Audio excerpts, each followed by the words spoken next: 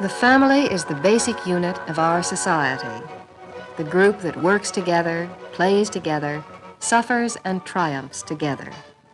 In good times and bad, we can always count on family unity.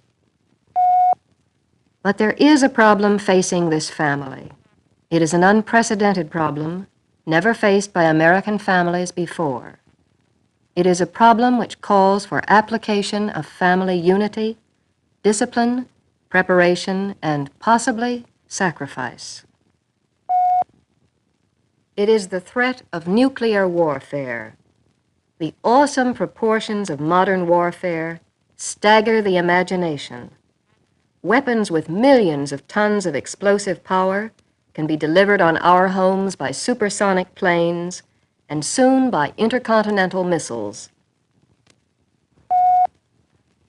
Faced with this massive threat, our nation is reacting as it has always reacted to danger, by diligently preparing new defenses.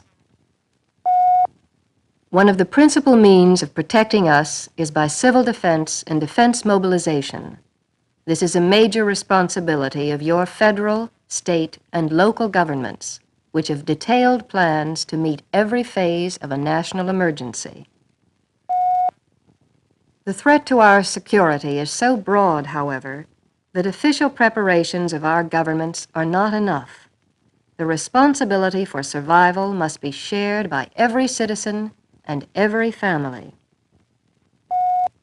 This is because civil defense planning from the federal level to the family depends for its success on similar planning at every other level.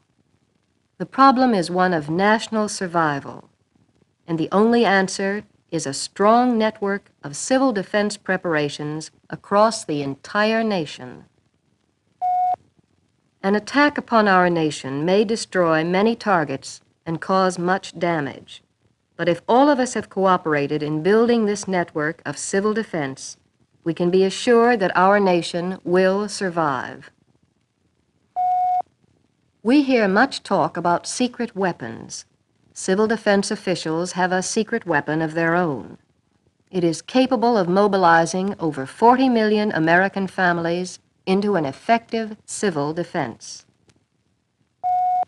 Whether she is the breadwinner or the manager of the household or both, the American woman is the key to family action.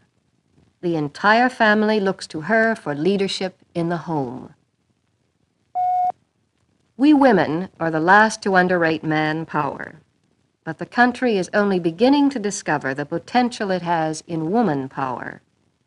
51% of our nation's adults are women, and 1/3 of our workforce. Women are far more active in civic and political affairs today than ever before. It is only natural, therefore, that civil defense officials turn to the same reservoir of strength to help them mobilize our home defenses. They know the women will respond as did their pioneer ancestors. While the threat confronting us today is more complex, our course of action is still the same. We must once again make our homes into fortresses against attack. The National Civil Defense and Defense Mobilization Plan contains a comprehensive section on individual action. Civil defense officials are counting on you as good homemakers to see that your home is prepared. Much of your preparation must be directed at withstanding the effects of radioactive fallout created by nuclear explosions. Fallout is tiny radioactive particles of dust which can make you seriously ill or even kill you. Fallout will be a grave threat in a nuclear war, but you and your family can protect yourselves effectively if you do a few simple things. The most important is to build an adequate fallout shelter.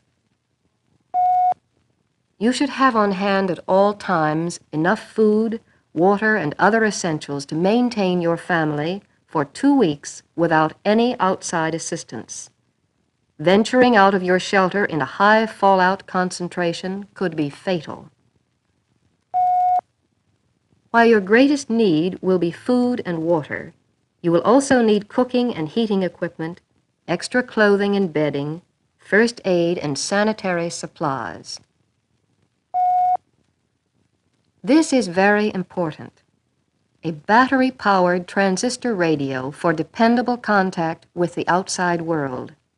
Your morale and your safety may depend upon authoritative information from government officials. All of these items stored in your shelter will enable your family to survive in comparative comfort a 2-week period of isolation caused by enemy attack or even natural disaster.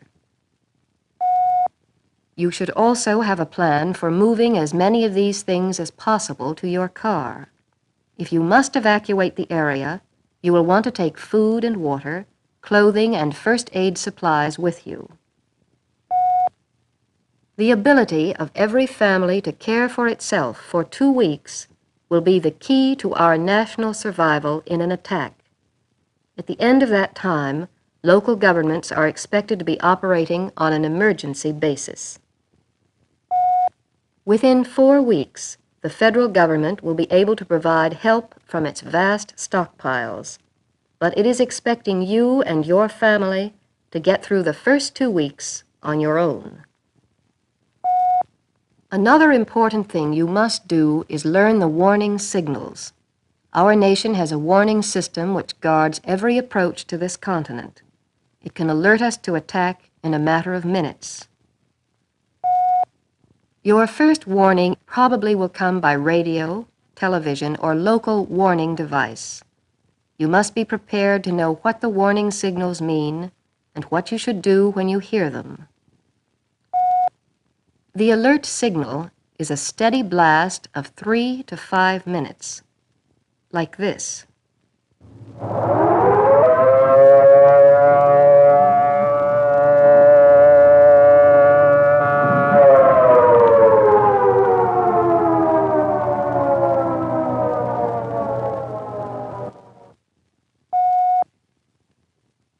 When you hear the alert signal, an attack is probable. You should take action as directed by your local government.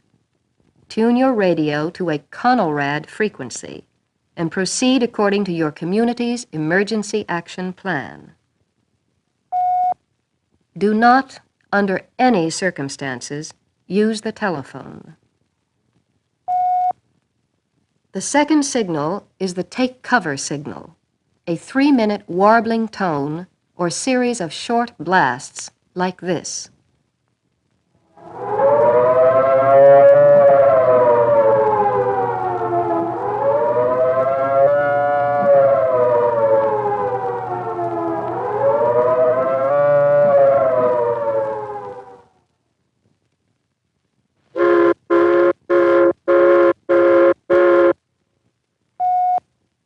These sounds mean attack imminent. Take cover immediately in the best available shelter. If you are in a building that has no prepared shelter, go to the basement or to an interior first-floor room and lie face down on the floor. If you are outdoors or in a car, go to the nearest shelter. If you cannot reach a shelter, lie face down on the ground, in a ditch if possible, or open the windows of your car and crouch on the floor. Your reaction to these signals must be instantaneous. Delay could be fatal, so know them well.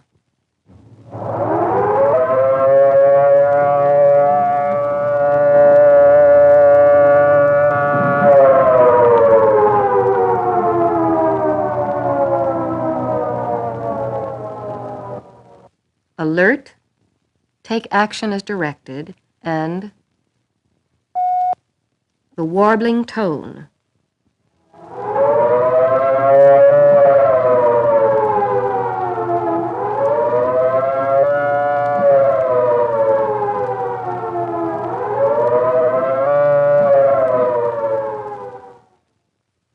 Or series of short blasts, which mean take cover. Seek the best available shelter immediately. The next thing you must understand is CONELRAD. It is the nation's emergency system of broadcasting, the means by which you most likely will receive information and instructions in a national emergency. Your CONELRAD stations are at 640 and 1240 on your standard AM radio dial. Newer radios have them clearly marked. Keep tuned to one or the other, 640 or 1240, in the event of attack. Messages will be intermittent, so do not change your dial. If there is sufficient warning, CONELRAD will broadcast pre-attack instructions on where to go and what to do. After an attack, it will broadcast evacuation instructions and other important information. It will give you information on fallout, where and when it is expected, and when it is safe to move around. It will broadcast survival news and messages from the President and other leaders. Because CONELRAD is designed to keep enemy planes from locating their targets by radio beams, it is not as strong as day-to-day broadcasting. You will not receive CONELRAD broadcasts as clearly as you do your daily programs. It is constantly being improved by skilled technicians, but at present reception varies from good in cities to very limited in rural areas. CONELRAD tests are held periodically so you can see whether your radios pick them up. If they will not, you and your family should follow instructions you have already received from your civil defense officials. It takes a short time for stations to switch from normal broadcasting to CONELRAD, so don't be alarmed if you think you should be hearing CONELRAD and you aren't. The stations are changing over, and the broadcasts will start in a few moments.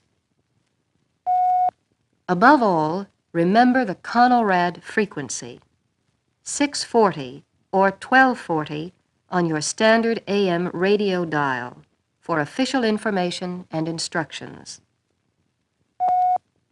Another thing you must know is your community's emergency action plan. Your officials either have one or are working on one. You should know what role you and your family play. Your community's plan may call for evacuation. This decision must be made by your local officials after carefully weighing all of the factors. If there is an evacuation plan, be thoroughly familiar with it so that your family will know what to do. Your family automobile is your most effective means of movement. Be sure it is equipped with the necessary survival items and in good working order at all times. Keep the fuel tank at least half full and the battery charged. The car radio will give you access to CONELRAD broadcasts, and with vents and windows closed, the car offers some protection against fallout while you are driving to a shelter area. This little wallet-sized card is a good reminder of the things which you must do and learn. In a few simple words, it tells how each of us can be prepared for a civil defense emergency. Carry it with you.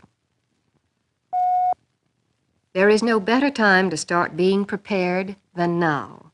Ask your civil defense officials for a supply of these cards and see that each member of your family carries one with him. It will be a guide and a reminder to do these things. Learn your warning signals. Attack alert and attack take cover. You must be able to recognize them and know what to do when you hear them. They call for immediate and instinctive action. Learn how to use CONELRAD, the emergency system of broadcasting by which you will receive official information and instructions. Remember the CONELRAD frequencies, 640 or 1240 on your standard AM radio dial. Keep tuned to one or the other. Know your community's emergency action plan and your role in it.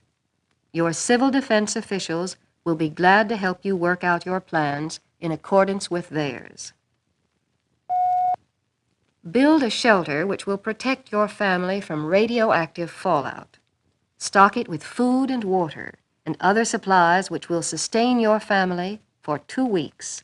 By that time, you should receive outside help. Learn the other protective measures against fallout. You must know how to find the most protection if you can't get to a shelter. You must know how to decontaminate yourself if you have been exposed to fallout. Learn first aid and home emergency preparations, such as firefighting and home rescue techniques.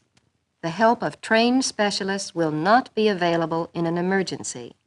We will have to be prepared to protect our own homes and our loved ones.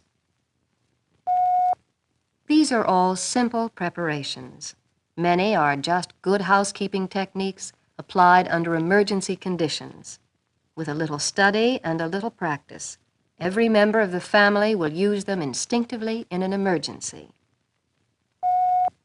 As your family participates in many activities as a group, so it must participate as an efficient group in the vitally important activity of personal and national survival. Planning and preparations not only will make your home a fortress, it will add to your community's preparedness, to state and federal preparedness. It will help make our nation so formidable that no enemy will dare attack us.